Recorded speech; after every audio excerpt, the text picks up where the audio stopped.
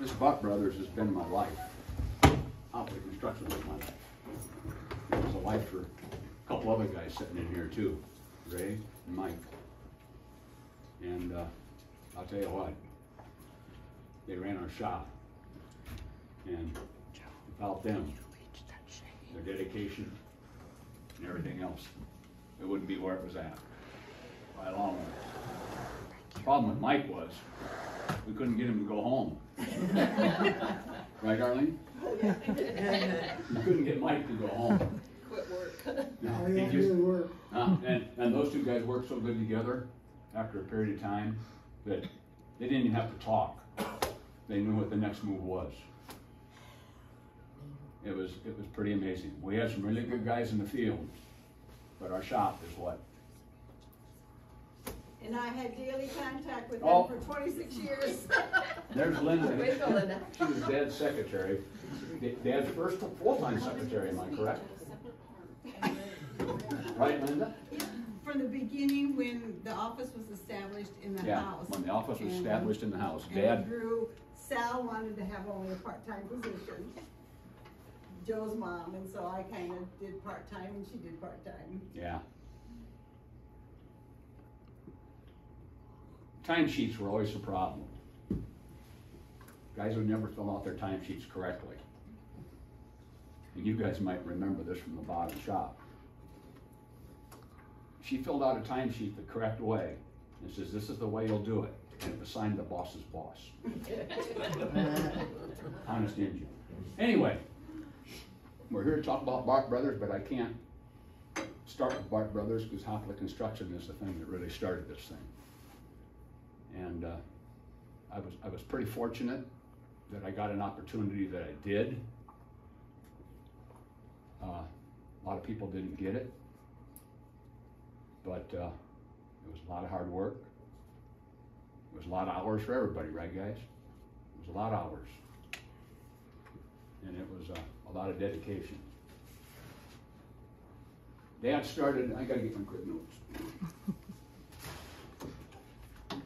Dad started the company, he worked at John Deere, and he got laid off. And it's a big discussion in our family what year we started. It was either 56 or 58. And he started with remodeling houses. He loved woodwork, he loved houses. He built an addition on for Teresa's grandpa up there, Ray Sr. And he loved pouring concrete. He loved concrete. And he also, we did a lot of pole buildings. We worked in Missouri when I was a kid putting pole buildings up. Now, Linda was here before I was. Ray was here before I was. Mike and I come in about the same time. It's about what it amounts to. I went away for a while, went to college, did some other things, and came back. I'm just trying to think of what else I got on here. The early people that worked for him, I think Buck started with him. Yeah, Buck. If I'm not correct. I mean, way back in 58. Paul. Yeah, Paul Miller. They started with him, and Buck was a gem. There wasn't anything he couldn't do. There wasn't anything he wouldn't try.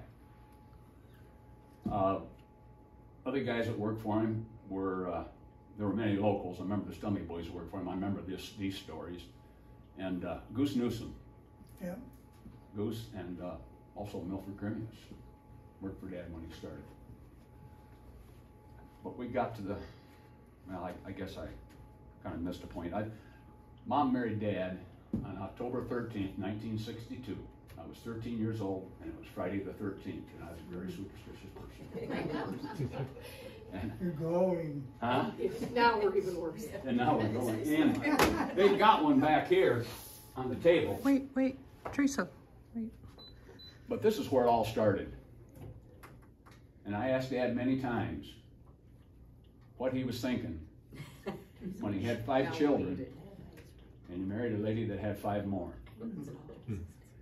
Because I know their grocery bill must have been horrendous. We Us boys all ate big.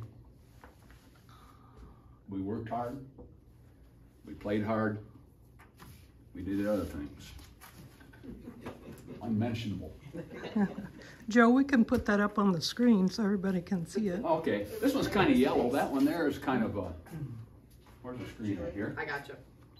See if it comes through. Where's the screen at? Behind you. Already had it on the wall.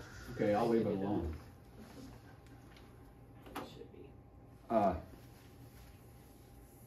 Dad got into the grain business when Gene Eberly was selling American corn dryers.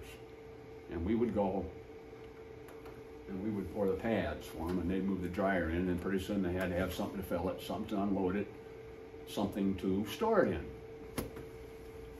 Now, back in those days, it was all pretty much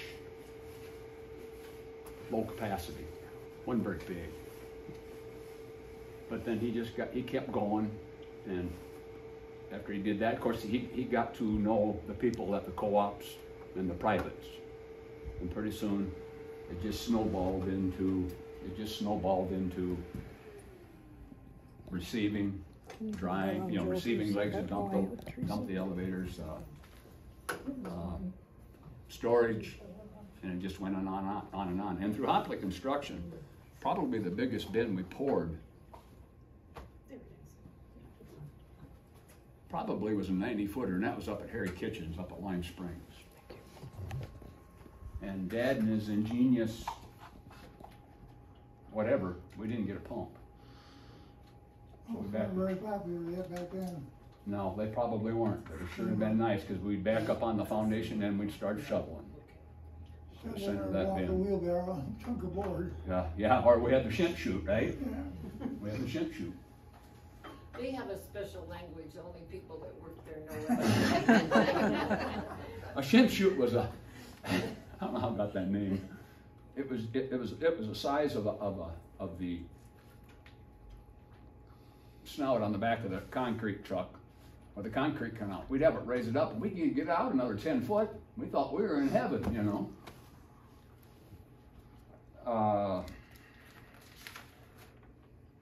I'm just trying to think what else I wrote down.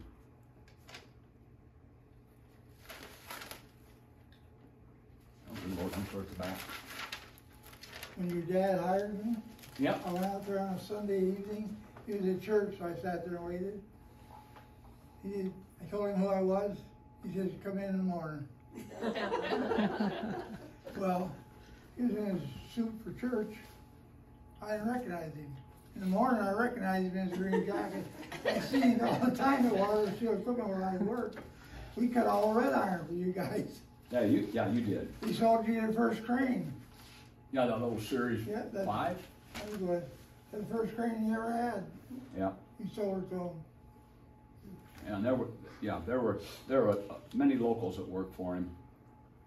I couldn't believe it when I showed up for work. And Huh? I recognized him in his green jacket. And Oh, hat. Dad? And then Miller, Paul. I know all of these guys. Yeah, it was quite a deal. The 70s was a real big time for us. Back in the 60s, Dad, we went into, I'm going to call it JC Feeds. I don't know who owned it at that time. You guys know where that's at. And I remember that they bought directly from Butler what was the bins. And Dad went in and poured the concrete. I think we put them up. They were hopper tanks. And after that, he took on the dealership when this guy got what he wanted. And man, things boomed from there. It was just crazy. The Butler bin dealers. The Butler bins, yeah. Yeah. And Dad's business. I mean, with Dad and the same way with Bart Brothers, we did the concrete, the excavation. We did, we put the equipment in. So we had at least 2 crews pouring concrete in the spring, if not 3. And boy, Depending on the bin. huh? Depending how big the bin was. Yeah. That's how many. We had a couple of dump trucks going at a time. Oh yeah. We had, if you got In the 70s, if you had a 60-foot bend, that was a big bend. 60-foot bend was 100,000 bushel. That was a big bend. Those 90s I talked about were plowed in the early 80s. And when the pick years hit, you know, Harry Kitchen up there was a good customer. He called Dad up, and the reason he got Dad is because he had a breakdown. He called Dad, and Buck got back at about 3 o'clock that day. Dad sent him up there to put the belt back in the leg. And after that, Harry never called anybody else. And yeah, that was the year, or the night, Site 2, that was the early 80s, I believe.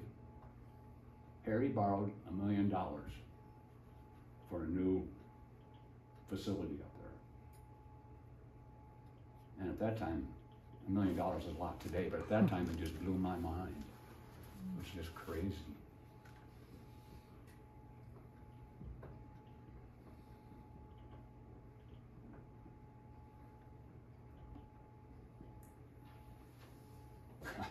Here's a funny one. My first job, and you two guys will relate to this. My first job after my dad married my mom, and Carroll's my dad, okay? He's the one that raised me, taught me right from wrong and whatever. My first job was to go down and pull nails out of form lumber and straighten them out and put them in a bucket. That was Dad, wasn't it? Never believe it. That was Dad. My second job that I remember is they put a dryer in over at Dewar Elevator. My Uncle Bill Shimp owned that. And we put a dryer in there, and the guys got everything done, and he sent me over to paint everything. Took me over, dropped me off, didn't have a driver's license, there was a ladder there. I got done painting about noon. I suppose I didn't get there till 8 or 9 o'clock. And I got done, and he said he was gonna come get me. And I sat till about 3 o'clock. And he still hadn't showed up. This was on a Saturday. And I'm going, so I walked over to my Aunt Verna, Bill's wife, and I said, Aunt Verna, I says, can you take me home? Which was a classic. I got home and he was sitting in the office at his desk. And he didn't even acknowledge I was back. That was Dad. That was Dad. His desk was set up in when him and Mom got married. Even before they got married, he started an addition out in that house. It was a family room, a big family room with 10 children. You have to have a big family room. And his desk sat in the northeast corner, and that's where he did all his work. And his biggest problem was sometimes those guys would not get their bills for 6 to 9 months after it was done. He had a stack there, and he'd work on a couple, and he'd put them in. Hence come Linda. we got a little more organized. He built that room on, then he took the old garage and made it into the office. And I still never figured out how 3 of you got in there. Well, Carl Schick, Yep. the salesperson, when he was hired, and Carroll, they alternated that desk. Okay, because there were 2 desks in there. And I had the other desk, Okay. but I only worked part-time to begin with. Oh, okay. And so Carl sometimes used my desk when Carroll was there. Yeah. Between Carl- the 3 of us, we shared the 2 desks. Carl was quite a deal. He was quite a deal. The story goes, I don't know if there's any truth to it. He landed, World War II, he landed airplanes on aircraft carriers. They had Dad say, go ask Carl what you're supposed to do. I'd walk over to Carl and he says, well, what's wrong? And he says, well, it's up on top of the leg and you've been there. He didn't climb up there and look. So you load your truck up. Everybody loaded their truck up to the max trying to figure out all the what you had to have. And years later, one of the guys walked up to one of the employees now, an old Dale, old employee, and he said, how did Joe do this? Repair work. And pretty much that's what I did before I went in the office, was just repair work. He says, when Joe left this place, he had 99 things out of 100 in his truck to fix it. He says, you got to sit and think and try to figure out what it's going to be. You got to figure the worst case scenario. And one thing that did for me, and one thing Dad did for me, is to think outside the box. Don't be tunnel vision. You guys weren't tunnel vision. You don't be tunnel vision. You got to think, well, if this isn't it, and if this is causing the problem, well, what's the problem next? Or if it's broke here, maybe it's something back there, you know. And it made you think. You had to think. And we didn't have cell phones. And the last thing that you wanted to do was call Dad up and ask him what you had to do. That was the last thing you wanted to do. Yeah. Huh? You did. He better know what you're doing. Yeah.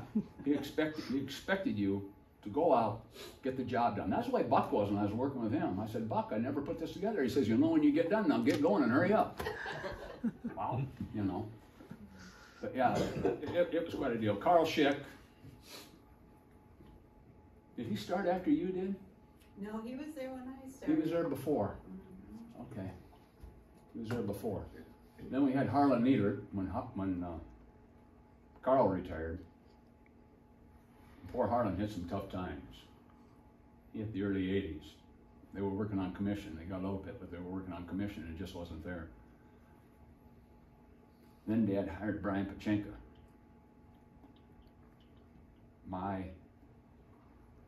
I went out and run the crane for him and stuff, and Dad said, I think I'm going to hire him. And I says, I don't think it's a good idea.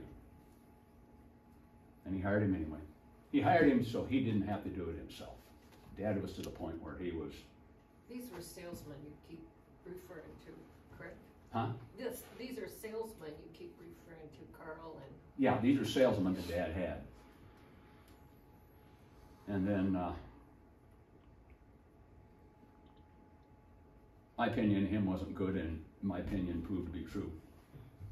Because he designed a whole setup for some guys, and they hired him away, and he went and built it for them on his own with their money. Remember those guys coming into the office just running rampant in there? I remember something to that. Oh, yeah. I don't know the Yeah. exact details. It was crazy. And then Dad asked me, he says, Joe, and I don't know why he asked me. There were other ones that could have asked him. He said, Joe, with this project, these guys want me to pay for the equipment and me to carry it. And then they want to put it up, and they want us to carry want Dad to carry the money load. And I said, Dad, I said, I really don't think that's a good idea. I said, they could walk out in a year or two, and you're going to be stuck with it. And the last thing you want to do is have to run a grain facility. I said, you want to? I said, no. And he said, well, that's what I was thinking. I said, well, I hope so. So he didn't do it. Thank God. But anyway, I walked into the office after Pachinko went to the dark side, and it was fall. We were just getting about done with fall, and I walked into Dad, and I said, Dad, I said, I like the salesman job. And he sat there for a little bit. He said, I'll have to think about it. I said, I'm not going anywhere. I says, I'm gonna be here. I says, this is what I love to do. And I says, I don't know that end of it, but I says, at least I know the outside end, which will help me. And he come back in a couple days and he says, yeah, sounds like a good idea. But he said, I'm also gonna have to bring Brother Jim in and John. And I'm going, okay. I said, okay. So. Joe, to backtrack for a second. Yes, thank you. Do you know what year that the expansion happened with the current building of Bart Brothers, where Joe, Jim, and John all had their own offices, and I had my own office, and that facility, we moved in 1980. 80? Okay, I wasn't sure the year. And that's a discussion too, because some say 79, I said 80. We moved in 80 and Dad had all that built. That was all built in 1980. And then he built the room above all that stuff, and that's where we had our family get-togethers. Up where your retirement party was and stuff. You know, if you have 10 children, they've got a spouse, and if each of them have 2 kids, some of them have 4. You know. So it took a lot of stuff to do. But anyway, yeah, it was 1980. So anyway, Dad brought me in, typed up a letter and sent it out. And he brought me into the office first, and after when the season is over, he brought the other 2 guys in. But it was November 23rd, 1988. That's my birthday, 23rd of November. I have that letter in a file somewhere, probably down at the shop. So we went in, and it was tough. It was tough because I was telling guys what to do that taught me what to do. And you know, I never ever, I'm not going to say never ever, that's a long time. I never told somebody they had to do something. I'd ask them. At least I was that smart. I'd ask them. Except Mike, you'd ask him to go home, and he wouldn't. I asked you a question one time about building something or doing something. You looked at me and says, "You did it before, what the hell are you asking me for?" I didn't know how to do it. I bid stuff, and I'd go out to Mike, I says, no. I can figure the square. We built a lot of overhead tanks, didn't we? From the 70s into the early 80s, and Brian's doing it again. Brian's doing it again. So they call in Mike. He calls me up to figure out the tonnage and the steel. And I said, you're going to have to talk to Mike to see what it takes to. I said, I had to every time. How long do you think it'll take to make this thing and put it together? And Mike would bump it a little bit, but you had a problem. You had a problem. Mike and Ray were really good at it. Well, like I said, depends who you got working with you. So if you got a new guy, that was Raymond. yeah, you and Ray, like I said, you guys worked together like clockwork. You didn't even have to talk. But if you got somebody else, then you kind of question. And I'd go out, and most of the guys accepted it. Buck really accepted it well. I was surprised. You know, Buck Jones was the strongest and toughest person ever walked the face of the earth, as far as I'm concerned. Wasn't he? Had forearms on him like Popeye. He did. We'd be troweling cement, and I'd get behind him and he'd say, hurry up. I said, Buck, I can't do this as fast as you do. But anyway,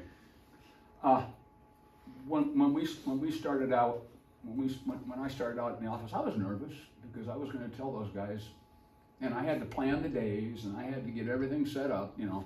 It wasn't just a 9-to-5 job.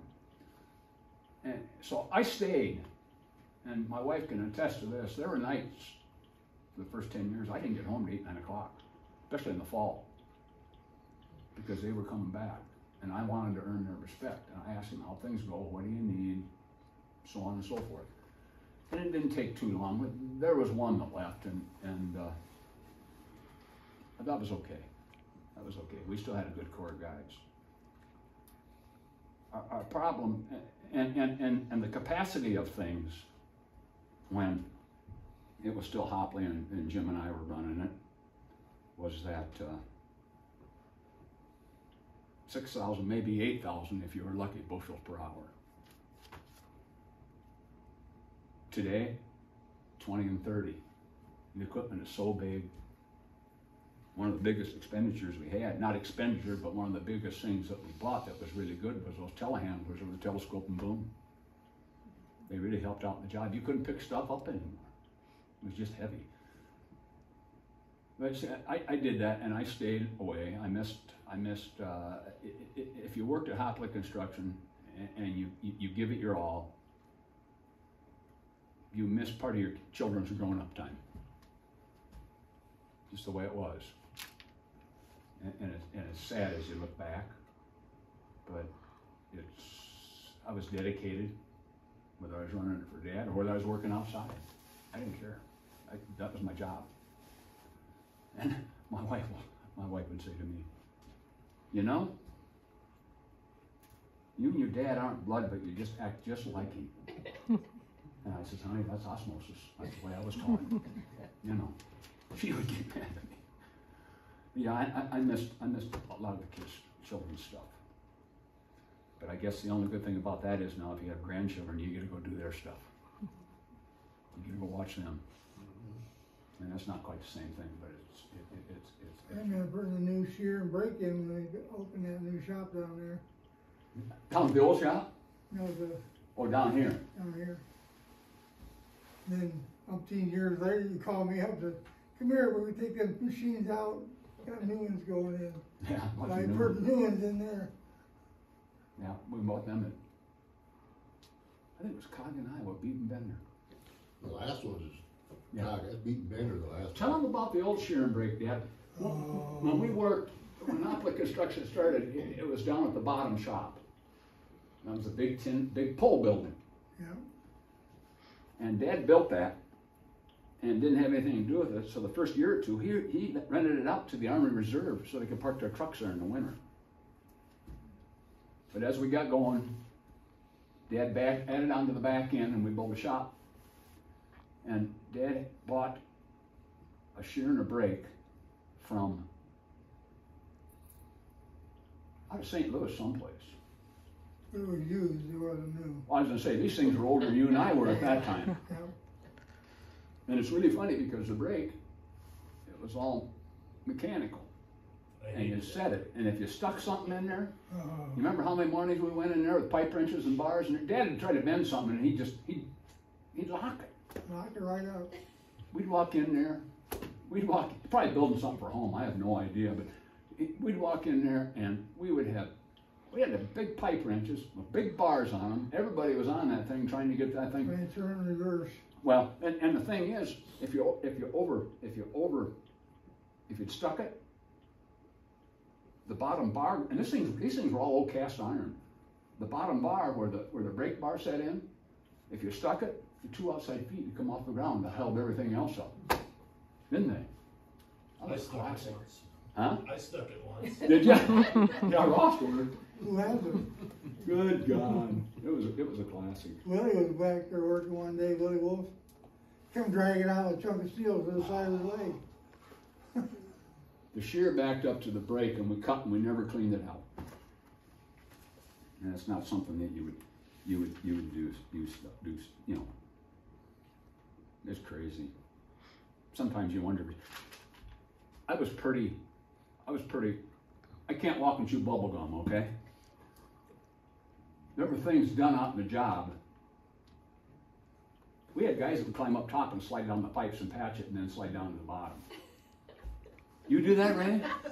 Besides the workers, they probably don't know how high you Oh, a lot of the legs were 100 feet tall. The biggest leg I put up, still working for Hauptly Construction, was a 200-footer over at Jessup, over at Jessup at the co-op. Yeah, you'd be up there 100 foot, and working on the distributors. They always put the door in the front in those dang distributors. I don't know why. I don't know either, made it harder.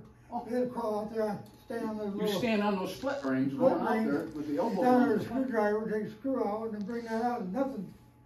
It's all wide open. Yeah, and then you had to Get down climb inside, crawl down Then you had to the climb hole. inside. It's full of dust and beans. And they weren't that big. It was crazy. It was nuts. Well, anyway, enough of that, I guess. Give me your notes and I'll show you what you've left out. What I missed. Well, tell them about Protivin. I'm good. Oh. I retired when I was 73. And the reason I didn't retire until then, because we had a lot of good customers.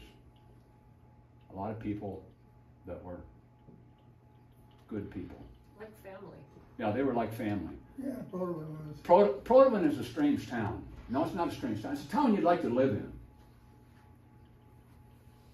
Can I say something negative? Sure. Yeah. You drink a lot of beer. Oh, good Lord. It's not like Dunkerton. That's all I gotta say. I'll leave it at that. There were two guys that had an elevator. Then their children bought it from them. Now the grandkids are mine. But Bill Merrick, who had run Farmer's Mill, and Bill's still alive. They had their, was it 50th year in business? 60th. So we went up to the celebration. And old Ray Lukes and Dennis Marachek, they were there. I'm glad I went, but I sat down and talked to Bill for quite a while. But the best part of this whole celebration we went to is they were their very first millwrights, and they're still using Bart Brothers Yeah, Bart for Brothers, 60 years. then nobody on either, pretty much either place. There was full trust on both sides. You know, they trusted to call up Joe and he'd get the job done, and Joe trusted him. That they're not gonna call anybody else and take my plans and. Yeah, and I steal could my give them business. plans and they never went that's anywhere, which amazing. happened quite a bit if I 60 give them to years. other places. They Yeah, take some it. places did that. Yeah, Yeah. 60 years. But it was pretty Made good. you proud. Yeah, and so, I remember we were working in Cresco, go went ahead. back in a tornado. Was that Cresco? Rub Protivin. Sumner? No, is that, I thought up at Protivin, a leg blew over. It did. We came right by there. The crane was behind me and whoever Willie was driving. And we were in the middle of the road and it was raining so hard we couldn't see beyond the windshield and the truck was going like this. Well, you got a picture of Ray, which wouldn't cut the mustard today.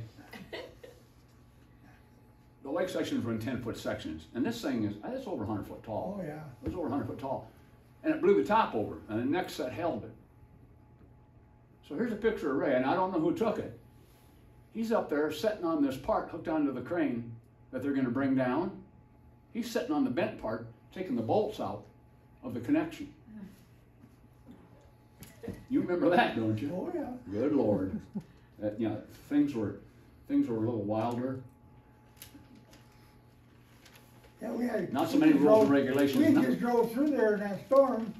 Next morning we had to drive back. But the rules and regulations are good because we did lose one man. I was going to be a senior in high school, and it was August 17th, 1966. And Dad was building a cribbed elevator down at Shellsburg.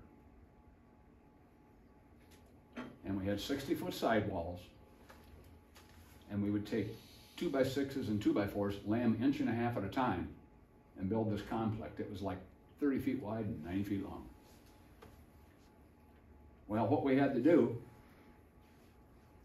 was, at the end of the night, we were all up on top.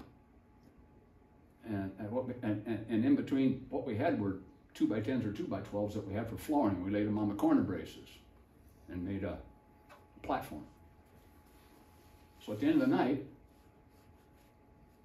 the last guy's up there, and we put all our tools, our saws, our hammers and everything, in an old bushel aluminum basket. And we had a 48 end downstairs that was jacked up on one side, and it had a spool welded onto one of the tires. And that's how we got the lumber up and down. Well, gentleman from Evansdale lost the flip. We had 4 of us up there, and we flipped to see who had to stay to put it in the bucket, and then you had to climb down. So they'd run that out, they hooked the bucket down, ran it back down. And by the time we got down to the ground, us other 3, he said, "Bring it back up." Well, he brought it back up, and we weren't supposed to do this. And hooked the hook around his foot, put his foot in it, swung out over the side, come down about 5 feet, and that boom collapsed. And as the boom collapsed, the pulleys come down and hit the sidewall where the rope was and cut it.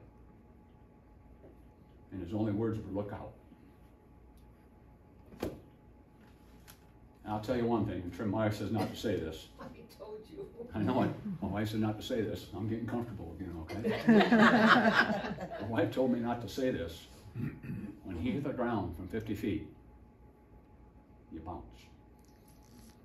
And he was a mess. Remember his name? Joe Beener. Joe Beaver. Who ran the tractor? Huh? Who ran the tractor? I don't know, I just remember Joe Beaver. Yeah, Gary Jones from Fairbank. Really? Jonesy? Yeah. Worked for Dodds. Did he? If it's the same Gary Yeah. Jones. Yeah, my probably father was. Jones, he was a diesel mechanic for Dodds for years. Could have been. If it, Yeah. if it was Gary Jones was running, Gary Jones. was running that. I remember that I remember that story, Joe. I grew up in Evansdale, and his girlfriend at the time was my older sister's best friend. His girlfriend? Yeah, Was she gonna have a baby? Sanja, her name was Sanja, Okay. Brower. Yeah. Yes, Sanja. Yeah, so that was a bad deal. That was a real bad deal. Only salvation for me was I hated football practice, pre-football practice, but the next day I started, so I didn't have to go back. That was hard. That was hard. Okay. Am I taking too long? Oh, okay. Now we're gonna go to Bart Brothers, okay? Can I make one comment about? Yes, ma'am, go right ahead. That, Carroll ran the company so well and everything, and there was good profit in the 70s and 80s, and that he would, thank the employees for going on trips. I was. Dad was a very caring person. He was rough around the edges, but he was a very caring Yes, person. he was, very. We went to a lot of Butler conventions. And we went on cruise. We've gone one cruise or two cruises? Just one cruise. Just one? in May. Okay. Approved for 4 years. Yeah. But San Francisco. Oh yeah, we went 78. San Francisco. San Francisco. I was a son. We Disney got out. World. We got out. Yeah, we went out to San Francisco that time. Of course, I was with Shepherd and his wife, and we went out to get on the trolley. You know those trolleys. Well, Tom got on the first one, took off. We didn't get, so we went in the second one. Well, the first one went way down and come back, where ours went like this. So I got off the trolley with Teresa and Judy, and some guy come up in an ape suit and just started bugging me. All dressed up. It was hilarious. We're from Dunkerton. Yeah, we're from Dunkerton. Oh my God, we're not used to this stuff. But anyway, He I was know very about generous, Hopkins. very, very generous too. He was The good. hard work. He always gave us a bonus. Yes. There's only about 1 year he didn't. But But it- yeah, the pick years were. Yeah, it was in the pick years. Yes, it was. They were lean years. It was lean. What are you calling that for? What is it, pick here? Pick years. When, the government stepped in and Bought the corn. bought all the corn. Anytime the You government had does to something. be like a that, farmer they to do. understand it, or be related Hmm. ag industry to be understand. We were laid off from. I was ever laid off once for about 3 months. Ever. All the time I was Really? there. Well, he laid off in the pick years, and maybe you stayed in the shop. I don't know. I don't know. Okay, but anyway, we were laid off for 3 years, maybe 4, maybe 3. Just in the winter. Yeah, just in the winters. We always had stuff to do in the summers, but you had to bid repair work. If you had to fix something, you had to bid to do it. I mean, that's how tight things were. But the first year we were laid off, I mean, Dad shut everything down. And I got so bored I went and bought new lights and put them up in the house. It drove me nuts. Go ahead. That whole story is we were expecting our third son, and he was 3 weeks overdue. And every day Joe would get up and look at me and say, "Aren't we going to have that baby today?" And I said, "I don't think so." He says, "Well, I'm going to get lights." But that first year it was like that. We came back to work in the spring. But the next 2 times, we were going to go in to sign up for unemployment. And Harley Leader called me up. "Joe, we got a repair." I says, "Okay, I'll sign up next week." Well, then there was a couple more little ones. And then I was going to go next week, and he says, "Joe, we got a repair." So I finally called up Dad and I said, "Dad," I says, "this is a situation. If I'll do this small stuff, and I won't draw unemployment, but I'd like to pay my health insurance." He says, "That's good." So for 2 years, Jim and I worked 20 hours a week, which was probably less than you could draw. But we went in and stayed there, and then pretty soon things took off again. Anyway, Dad had some health issues, and we won't go into them. And Can I say one more? yeah, little thing that's not a problem. About Carroll, that you're right, he was very hard driven for the employees, but at the same time, he had compassion. Because after a 20-year marriage, long story short, I went through a divorce. And at the time of the divorce, I still was only working part-time. And I was panicking, how am I going to support my children with this divorce? And he stepped in and offered me the full-time position, and he said, you can work at home, you can do whatever, but you have the job full-time, because he knew I needed that. And so fast forward, about 2.5 years after the divorce, I was in this relationship with a wonderful guy, and he died in an accident, and Carroll sat down and talked to me about the loss of someone very significant in your life. And we had this talk, and it was just wonderful. And then fast forward, 11 years later, I married Dick, and he and Sal sat down with me and talked about combining families and the joys and the hardships of families coming together. But he was very, very, very compassionate and understanding, even though he was a tough guy, but he had a soft heart. He was a tough cookie to crack, but once you won his respect, you had it forever. You did. That's just the way he was. Anyway, Dad turned 80, and he was starting to have some health issues. And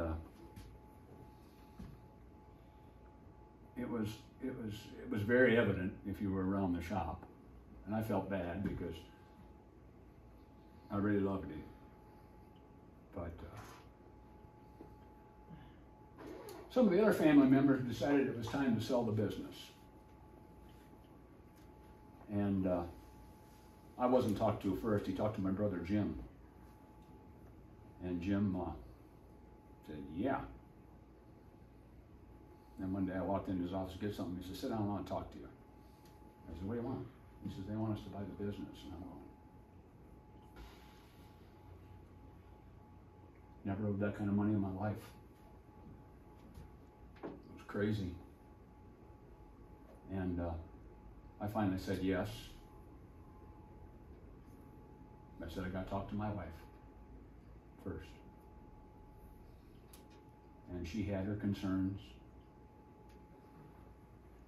And I kept saying, don't worry, I'll take care of them. And she finally said, go ahead. So we bought the, I told you we bought the business November 23rd, 1988. No, sorry. November 21st, 2005, we bought the business. We bought the business. And most of the old guard was gone. Buck still there then or not? I don't think so. I don't think so. I don't think so. Well, and we were real fortunate because the first few years, some of the guys had come back and worked for us in the summer, the brain power. There isn't anything with this job that you can go to school for and learn. It's all school hard knocks. But you had to rename the business, correct? Oh yeah, I'm there. So we bought, Jim and I bought the business, and the gals, Teresa and Lisa, owned the property. I don't know why, but they did. Tax accounting. It was a tax deal. I knew you. It was a tax deal. So anyway, we bought the business. Jim and I stayed. John went to town with his buildings. So somebody says, we need a new name. And John kept calling me. He says, what are you going to name your company? What are you going to name your company? And out of respect, I wasn't going to name it Hauptly because it wasn't my last name, even though he was my dad. So I went out to the back. I said, okay guys, we're going to name the company. Write down some names, and what they handed in was ridiculous, like the killer bees or just crazy stuff. So Jim and I sat down. How did we come up with Bart Brothers? You did. Oh, we did. Yeah, you did, because he thought that was odd, but Yeah. you said no. No. That's what it's going to be. I went to college for a while, then I joined the National Guard, and I went to boot camp, and Bart's what they called me. And Bart is what they called my dad from his letters to my Uncle Gordy in World War II. So we thought we'd name it Bart Brothers. Then somebody says, you gotta have different colors. And I'm going, really? Okay. Dad's was red and white. Carroll Hauptly, red and white, all over. So I says, okay. And I think it was my wife. or somebody says, you need to go to the grocery store and look at the color of the boxes of what they're selling. Those are eye catchers. That's why they do that. And there's the winner. Blue and yellow. I was always partial to blue. There's the winner. I was always partial to blue. So I've got a hat sitting back there. That's the only one I got. And Ray made our sign out front. Oh, and Ray made our sign. That thing hasn't rusted. No, Ray made the sign. Ray made our sign. I says, Ray, we need to get our. They had a mural up, not a mural, but something you could change stuff in. So Ray took it down, went inside, painted all the stuff. Background was black, and it said Bart Brothers on it. I just walked up to Ray and I says, and this is the trust you have with people that you've worked with for a while that do. I said, just do it. And that's what he did. It was pretty cool. I used car paint on it. Did you? That's why it's It still's great. Yeah, I know that. That's Every up. time I go by there, like, that sucker hasn't rusted yet. Wow, yeah. I've actually got a car that needs some touch-up. Well, we bought the business November 21st, 2005. We named it Bart Brothers. We got new colors. What really helped us with Bart Brothers is the alcohol plants went in. And they were taking all the corn. So the elevators, the privates, and even the farmers at that time, which were getting pretty big, put up storage so they could sell it to them. Because I do know that the Dunkerton Co-op's corn price is a little higher than normal because they got to compete with what the alcohol plant's selling it for, or buying it for. Our equipment got bigger. We lost our 40-ton crane to wind. And we got rid of most of our Series 8 telescoping cranes. They had 100 foot, but it was like putting a noodle up in the wind. So we bought Terexes, Manitexes, and we ended up buying a new 2012 or 13, I can't remember. Ended up buying a new 75-ton P&A, not a 75-ton link belt. That's a nice crane. Still a nice crane. But Scotty Emerson had one, and we called up Scotty and asked him how I like it. And he says, and Scotty was rough around the edges too. I can't say what he said, but he says, if you get one, don't get one with the Caterpillar engine in it, get one with a Cummins. And that's what was in this one we bought. Like I said, the bins got bigger. Things got just insane as far as equipment. And in 2008, Brian started working for me.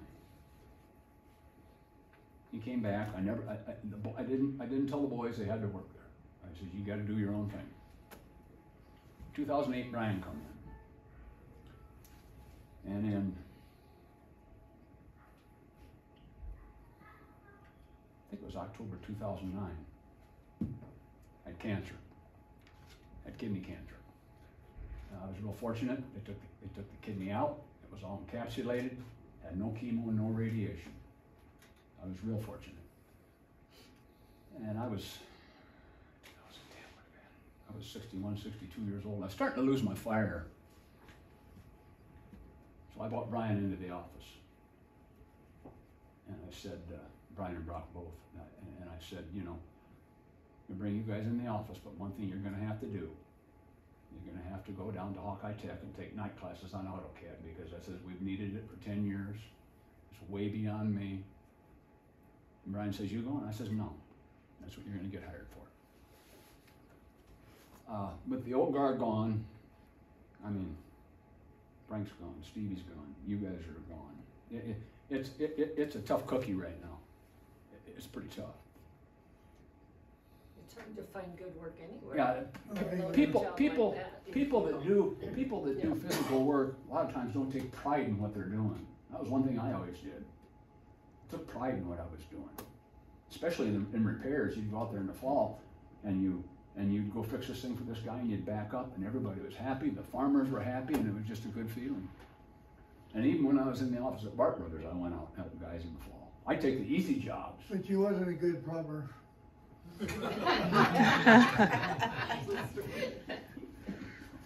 Yeah. I still ran with the duct tape on the bottom. Show them those pictures now. Oh.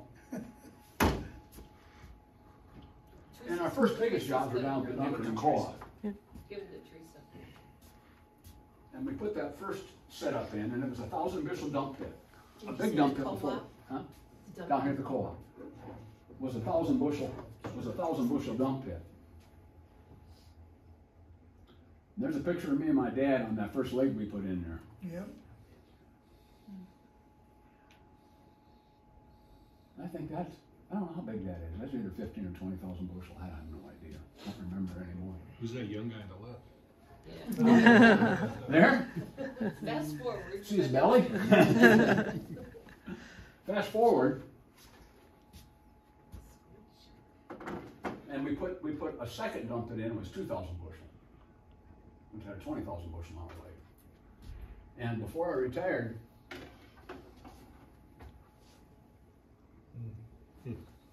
Brian and I went down and took a picture of me and him because I took a picture with my dad. Same spot, next generation. Next generation.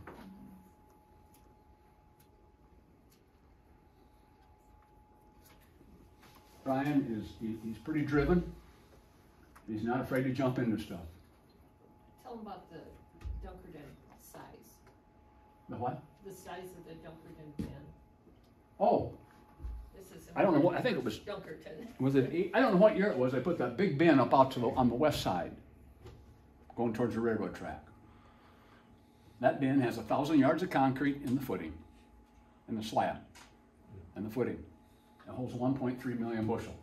It was one of two of them that were put up in the state that size that year. So Dunkerton can be proud. They had the biggest size bin in the whole state. And Yeah, you know, Dunkerton that's a big deal. is only one of 4 standalone co-ops in the state. They have all merged. They have all merged and got bigger and bigger and bigger.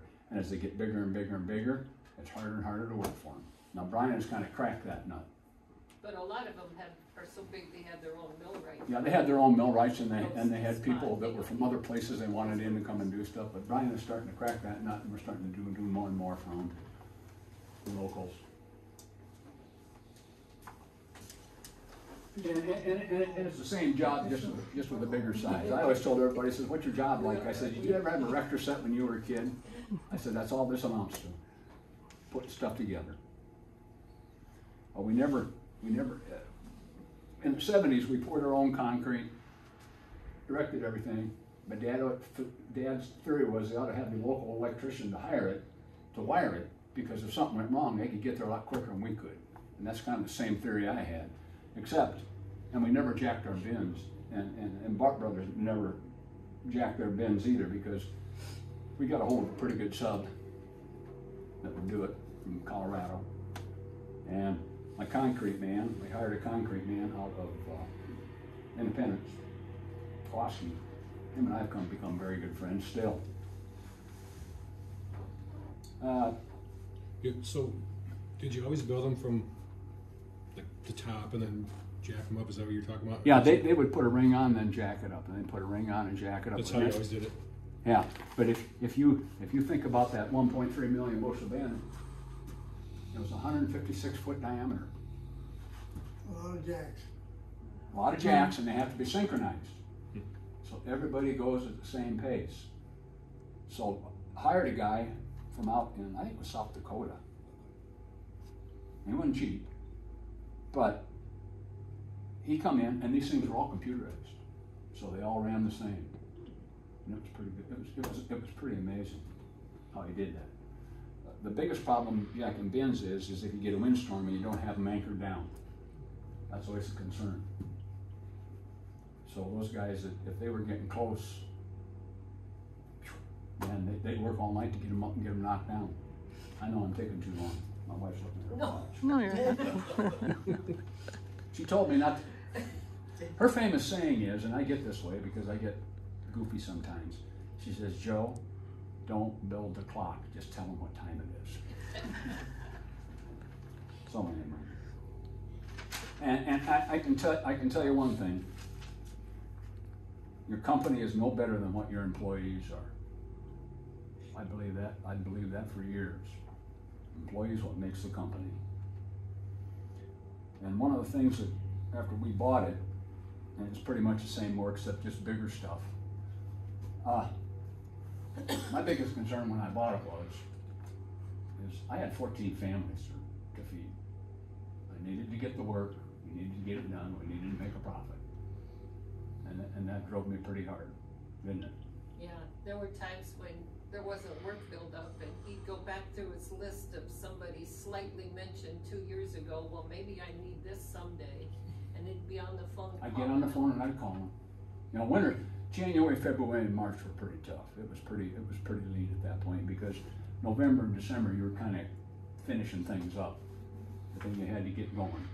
Which is why when people would ask me, well, where do you work? And I say, well, I'm early retired. I said, my husband runs this business and he comes home every night and I put him all back together and send him back to the wolves. And she did. She did. So that's a tough job, trust She did. me. She did. It was, some days you walked out of it pretty low. You thought, boy, oh boy. But she always get me wound back up and yeah. Yeah, it was 1.3 million bushel. And today, a 90-foot bin is small. At these co-ops. A lot of them are 105s, 132s, or 156s. You know, other than just the grain business, you know, he had 12 flexes up there, apartments. Oh, yeah, Dad? Remember the tornado came in, took the roof off it? Dad loved the town of Dunkerton. He didn't even grow up here.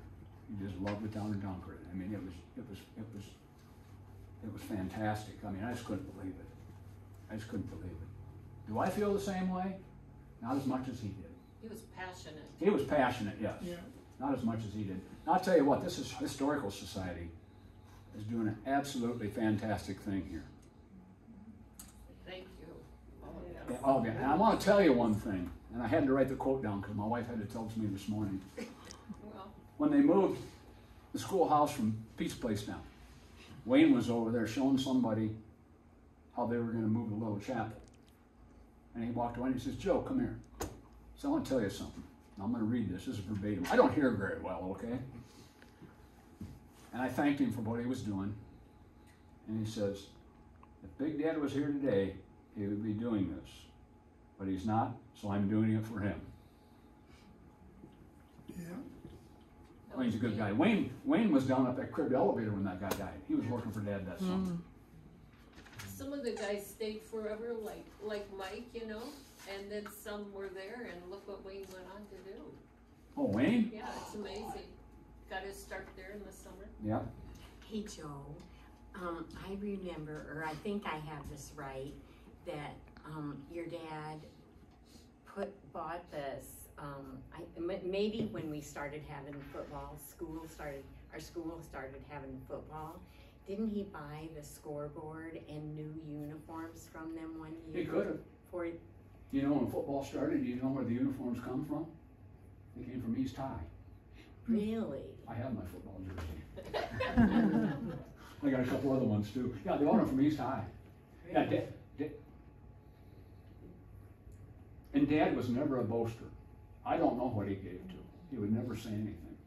That's true. He never would. But the gym floor. Yeah, yeah. Oh, Well, the okay, whole he did that. Bar-Haup housing development, I mean, Well, he did it all. Yeah, I hang on. remember keeping the records. Yeah. Joe, do you want to show the map? Oh. That's too big, isn't it? We This is can. the map of the way Bar-Haup was supposed to, this is the first Yeah, I remember that. rendition, okay? There's supposed to be a golf course in there. Yeah, I remember I remember the sign outside of town that had the golf course. Yeah. And then the 80s hit. And the reason, this is really funny, the reason that he called it Bar-Haup Estates, after they got married, and we'd always go do something on Sunday after church. Dad would walk out to the car and he'd say, okay, all you Bar-Haups, get in the car, we're leaving. Bar-Haup. It was weird. But- It was quite a few they were, so. Huh? It was quite a few they were Bar-Hops. There's a bunch of them. Like, And the streets have Bar-Haup were named after you kids. Yeah, and the streets are all named after Jim, one of us. Jolene, Dale- I mean, yeah, on and on. Dale told me a story, and this was Dad. This was Dad. I'm not even in the Bart Brothers yet. This was Dad. Dale says he had a question on the house they were building up Bar-Haup, and they go see Dad and ask him about it, and Dale said it took 2 hours to get out of there. That was Dad. Or else we thought we were telling him something that he didn't know, and he's like, I already know it, so it's gonna be done. You know? He was way ahead of us already, and he was in his 75, Oh, yeah. 70-something when we built the house. Yeah, he was. See if we can he was get good. some of it at least. We're gonna try it. But anyway.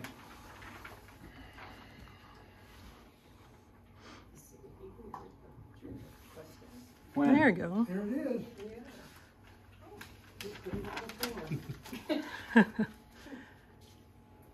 So Brian started buying out Jim in 2013, and we bought him out in 2016. We bought him out in 17. And Jim was diagnosed with Alzheimer's, but for the last probably 3 years, maybe 4 years, he didn't know much what was going on. He'd go out and help Mike. And he'd stay all day in the shop, and he'd leave, and he'd come back, and he couldn't remember where he was at. And as I look back from 2013 or 14 or 12 or whatever it was, I saw him every day, so I did not see it. I did not see it. We had quite a few discussions that he wasn't upholding his end. Well, it was the Alzheimer's. Guys would call up. He'd say, yeah, hang the phone up, and I'd be sitting in the office. This guy called me. He said, I called you 2 days ago. How come you aren't here? I'm going, really? I said, who'd you talk to? I don't know. I'm going, oh, okay. So, we had him paid out in a couple of years, maybe 3 years, I don't know. I used to go see him in the nursing home. And so, You did? Yeah. See, I didn't tell you what he would be saying, but so I would say, gonna be a timeout. Dad had no hobbies. This was his hobby. This was his hobby. Building houses was his hobby. He loved building houses. He loved helping people. And the 12 plexes. Oh, he did 12 We had plexes too. records of the rentals and all of that. There was a lot of. I learned one thing from those 12 plexes. Never have rental property. It's a pain. It's terrible. It's terrible. Talked about Protivin. You know, if you ask me, what did I do? I said, well, what don't I do? I said, I'm a millwright, I'm a metal fabricator, I'm an apartment cleaner, Fixer. dryer. Motorcycle builder. Yeah, I did that too. Oh, good Lord. I'm going to stop here a second. I got one. I'm glad you said that. Ray had trouble keeping his driver's license when he was younger. Oh, I know what you're talking about. Be nice. I am going to be nice. This is funny. And we were up at the Quonses up on the hill. That's the shop guys went to the shop. We went up to the Quonses. That's where the cranes were and everything were. Then we got on the shop and get our stuff and get the heck out of there. We'd sit up there in the morning. Ray had a go-kart with a motorcycle motor on it. How big was it? 650, 750, something like that. How many was on there? It was a Yamaha. He had round bars on the front of it to hold the front end down. But wait, we could hear him at Ray 2 miles south of town coming into work. And then one time he told me he had that in Evansdale and the cops started chasing him. They couldn't catch him, so they just went to his house and waited for him to show up. Right? Yeah. We thought that was funny. Well, the driver's license over that one. Then I came to Dunkerton to the guy you had to report to for driver's license and stuff. Oh, Raleigh Magee. Yeah. And he says, you got a lost your license because of a go-kart? I said, yeah. I said, they were real upset because they couldn't catch me. He said, I'll give you our work permit. It was crazy. Anyway, I worked outside 15 years. I ran the business, the grain end of the business for Dad for 18, and I owned it for 17. And I finally, in the spring of 2022, I retired January 1st, 2023. I was sitting out in the woodshed. I burn wood. I still cut it, split it, and burn it. I just love to do it. And Teresa walked out. I was backed up there throwing stuff in the woodshed. And I said, I got something for you. She said, what's that? I says, I'm going to be done at the end of the year. Tear come to her eyes. She said, I've been waiting for this day. I didn't think it had ever happened, but it did. The computers took me out, okay? Now I told you about Wayne. Anyway, here's the last part of this is the wisdom that my dad gave to me. And I'll never forget these quotes. He walked up to me one day when I was still outside working the first 15 years and says, you got a good job. I looked at him and I says, really? I says, why?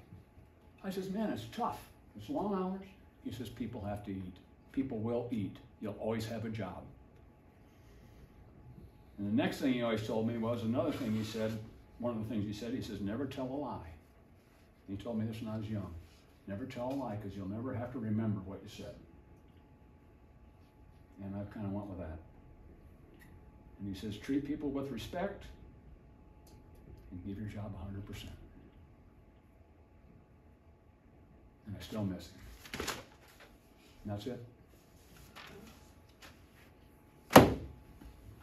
Any questions? How many employees do you have out there? When Dad was running in the 70s, we had probably 25 to 28 employees. What? Oh, I think even more than that. Even more than that? Well, we might have. I remember. Yeah. Well, I had 6 trucks. That one picture back there shows you all the trucks are all red Fords, and that was in the middle 70s. He'd trade trucks every 2 years. He'd get 60,000 miles on them, and he'd trade them. And poor Dad would walk outside, and the trucks would all be the same color, and he'd be trying to find me or Buck. He couldn't tell who was what. So then after that, he bought some. You have to excuse my language. He bought some pea green ones. They were the ugliest damnedest things I'd ever seen. Remember them? Then in '82, we bought some GMCs, and we had the big boxes on them. Yeah. In '83, he bought the Chevys. And Dad asked me, he said, what color do you want? And Dad would ask me questions like that, and I'm thinking, boy, you got other guys around here that have been around a lot longer than I have and probably have a lot more wisdom than I have, you know. But he always wanted somebody to kind of bounce it off. So then we had the Chevys, and then we bought, what did we buy after the Isuzu? Oh, we bought them Isuzus. He went down to St. Louis and bought these big Isuzus with these big boxes on them. Then we had Nissans for the crew trucks. There you go. I forgot about that. That was, Nissan was UD. UD, UD. Yep. Didn't Nissan make it? I don't know. Okay, they're UDs. UD. Rough riding cobs. Then we finally went back to the Fords with the big ones when we had Bart Brothers. I'm guessing closer to 35, but that include like we had the safety director at that time. Oh yeah. And personnel in the office, you know, everything combined. The safety directors, Dickie and Ronnie Ross, love both of them. But now how many employees, maybe? How many employees we have now? They probably have 14 going into the winter, but that's enough to keep everybody busy. It's hard to keep. Because they do more subbing like the concrete, like you mentioned. Yeah, we don't do a lot of stuff, but we seem to stay busy. We call them up. Brian's not afraid to call them up. Hey, we're getting slow. You got something you want us to do? You know. You got 14 families that need a paycheck so they can afford groceries. You know, that's where I spend mine. And I never went out and told anybody what they had to do. I would ask them. Joe, who designed the back, the toolboxes and stuff on the trucks? You built them, Well, we probably built them, right? I kind of 83 Chevys and stuff. They're all aluminum, and the ones we have on the Fords now. Dad bought a couple. He bought one, and it take about 2 years to destroy it. It just wasn't built very well. We carried a lot of weight. And then so, in his infamous wisdom, he went out and took pictures. He didn't take pictures, he probably told Ray just to build one. That's what I did. We just told, no, we pulled that first one off the top, pick it upside down, the bottoms, remember that? The bottom supports would just fall apart. But yeah, no, Dad did a lot of that. Dad, which trickled down to us, made some of the first catwalks I've ever seen. And we learned by our mistakes and made them so they were a lot better. Towers, overhead tanks. Bunkers. Huh? The bunkers. Oh, he did the bunkers too. I forgot about that. You remember them bunkers? My God, he was way ahead of his time. Now you got the big people selling them. But yeah. And everybody that worked for Dad, most of them were related, one way or another. If we had 20 guys, I'll bet you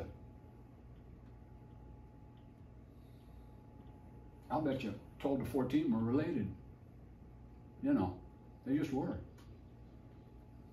Except for Ray. Yeah. There were a few. There were a lot of people that worked for Dad. There was a lot of people that worked for Dad. A lot of young kids. But like with Buck Jones, you know, that's Mike's uncle, and then is, you know, John Tiedt worked. Yeah, John. And Dennis and Tracy And Willie. Willie, his Willie was related to him. So you it know, just trickled down it was everywhere. a lot of it was family. Tell you that I saw Willie? Huh? Did I tell you that I saw Willie? Did ya? Last Thursday and Wednesday, we have a cruise night for a bunch of gearhead guys. We go there first Wednesday of the month.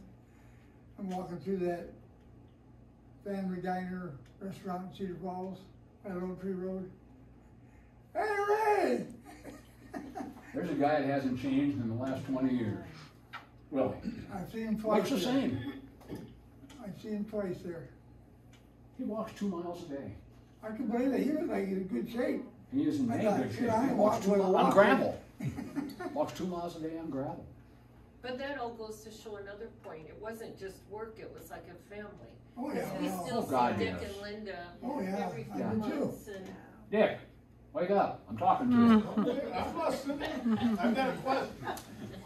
So, I don't have a big farm background, but when your dad started this company, what was the percent? Did they do a lot of ear picking? Yes, they back did. then? So did you guys do anything with ear corn? No, he hit the market with Gene Evely when they started shelling and had to dry it. Okay. So that's what that was. But at that time, it was still a lot of ear corn. Oh yeah, I poured foundations to put these big corn cribs up on the wire. Corn cribs with the angle irons. Hated those. Huh? I used to shell corn and I hated those. Oh, They were awful to unload. oh yeah. But yeah, I poured a lot of those little cribs. The guys that would put the ear corn in. Dad said, "Go pour it." I said, "Wow." He said, "Go over and measure it and figure what you got to have for a wall." I said, "Okay." Well, when I first started there in '67, yeah, I remember him telling me that he started out pouring cow yard cement. Oh yeah, yeah. He loved concrete. First time I met Ray, he ran out of gas east of Dunkerton on Dunkerton Road. I happened to be home. He called up, we're looking for Dad, and I said, "What do you need?" This is Ray Harvey. I work for your dad. Okay. What do you need? He said, "I ran out of gas with a crane." So I couldn't just take 1 gallon. It had to be a lot. But yeah, the first time I met Ray. This is a funny story, but Carroll's early income in the mid-50s, I think he contracted with an accordion instructor, because when they lived on Marble Street here in Dunkerton, the basement of their home was a studio room where this gentleman came in a couple times a week and gave accordion lessons, and I was one of the students. You were? Bill McNellis. I know Bill. I've never heard that story. Yeah, I didn't know. there were different ones that Candace Ryder, if anybody remembers that name from way back then, we took accordion lessons from this gentleman in the basement of Carroll's home. Yeah. Down at the Baptist church, Jim and Bob would get up there, and one played the accordion and the other one played the guitar. Oh, that's where he got his lessons from. A long time ago. Long time ago. Must have been. You know, Bob was 2 years older than I was. And we lost Brother Bob, we lost Brother Jim, and we lost my brother Jim. It's, I kept thinking, geez, I'm 70 years old and things are great, and blah, blah, blah. We're all still here, and all of a sudden it's starting to take its toll. So I hope I didn't talk too long, mess people up, but I just thought I'd give you a little history on what the company was like. It was more about Hauptly than it was me. I always said, if we had a job and we were working on it, especially when I owned it, if you saw the top of my hat, you saw way too much, because I like to get in there and get out before the negativity hit, you know what I mean? And it's tough. You know, a lot of our stuff was done in small towns. Joe, can I ask you to do one more favor? What's that? Go over, so like the story that goes with the hat. When did, you know, if you can remember the item, yeah, all your different. Oh. Yeah, just tell, because we'd rather have you tell the story than us. Well, there's not much of a story here. This is some of the hats that we bought. Oh, crane. Okay. This crane here, good friend of mine, Larry Loban, made this for me when I retired. And I want to tell you something. That was the first crane Dad had. Not that one, but one like it. And he'd take down chimneys, so he put that crane up there. He'd hand me a sledgehammer. He says, now climb up that boom and start knocking that brick chimney down. And Dad sometimes, there's stories, I didn't see it, but he'd tie a 6x6 on the end of it because he couldn't quite get to the top, and he'd shinny up that one 6x6, or yeah, 6, and start knocking it down. But yeah, that's Larry Loban made it when I Usually retired. we had to take a green spout down, had to get up there and hook it. So we'd slide down the spike with a cable, wrap it around, hook up the crane, and slide down the bottom and hook the bottom. Yeah, we did some stuff that shouldn't have been I done. wouldn't call it a stepladder now. Now, Ray, they've got a lift that's 137 feet. Yeah, I know. I slid down a pipe one time in You did? Plainfield, when I was on a crew, yeah. You goofball. Yep. I slid down, I hooked it up to the crane. Of course, then I slid down the rest of the way. We got it, unhooked it, got it just about to the ground. She buckled in half. Yep. Here's something, I think we gave this to the Historical Society. These are the t-shirts that Dad got made up for the development. Did we give it to him, Teresa? Yeah. Okay, thank you. Yes. He even had ones made for all the little grandkids size too. Anybody know a year, or like when that would have been? About 1970. Can we tell a story about Brett? And I forgot about this till my wife brought it back up. Our young son didn't even get married till. Why don't you tell the story? 10, About the 10. t-shirt. 10. Oh, you know, there's t-shirts that go through the whole, you know, through the years, but whenever we went over and stopped at Brett's office, and it was our anniversary, and they had gifts for us, I don't know, and they said, okay, open them. And there was this little tiny Bart Brothers t-shirt, and it says, we're gonna have a baby. And now, we have a great-granddaughter, and Brian gave at her shower a little onesie that says Bart Brothers Construction, next generation. She's out in North Dakota. So- You don't see her much. It all keeps trickling on down, keeps going. Yeah. That's the best part. So anyway, I hope I didn't bore you. No? That's my life. Raising Mike's life too.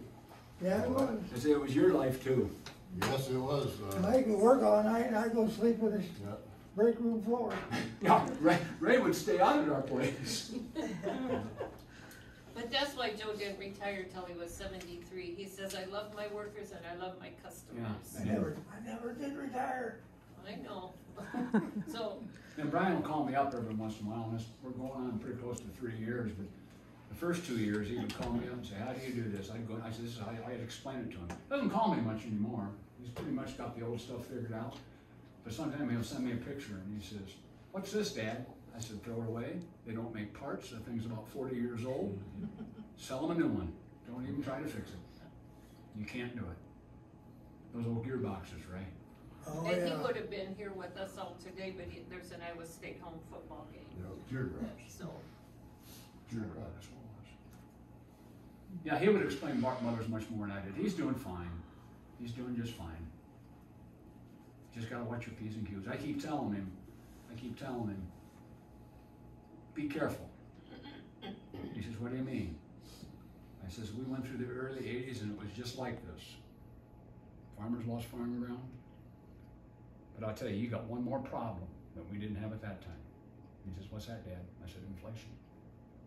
Inflation is tough." So anyway, I'll leave you alone. You can tell I got comfortable as I started going. Now you know what all the trucks going in and out of town have been doing all these years. Yeah.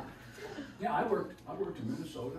Maybe I told you this. Missouri, Northeast Iowa. We even went out western Iowa and worked on Yeah, things. we were all over. Went all over heck.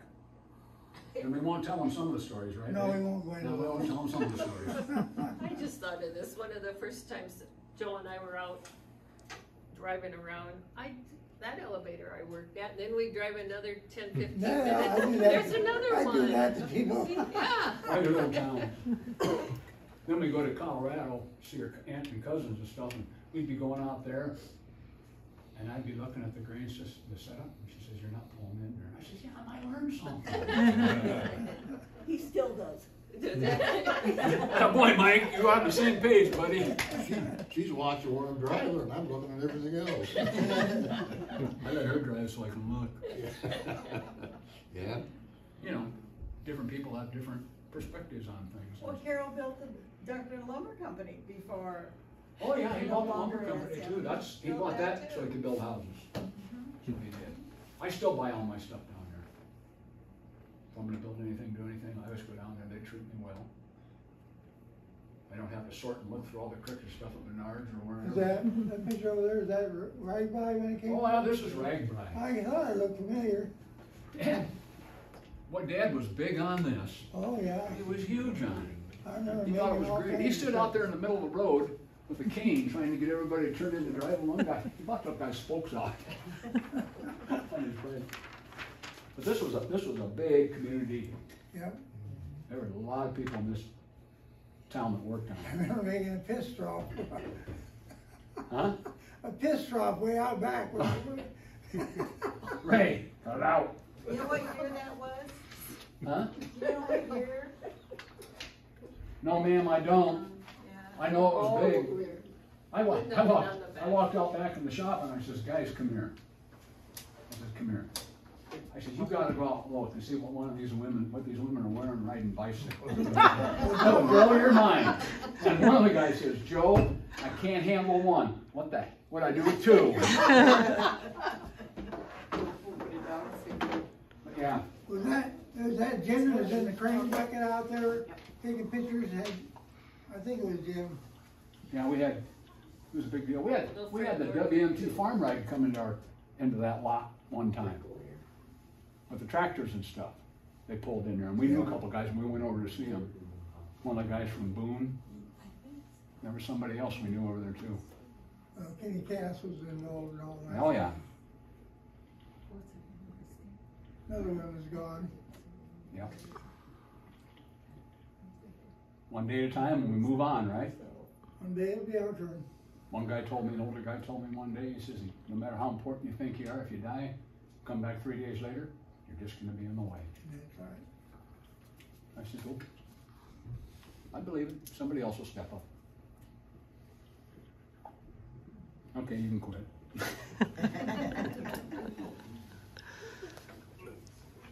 But that's my life. Yeah, Ray's life too. Real good, Joe. Yeah.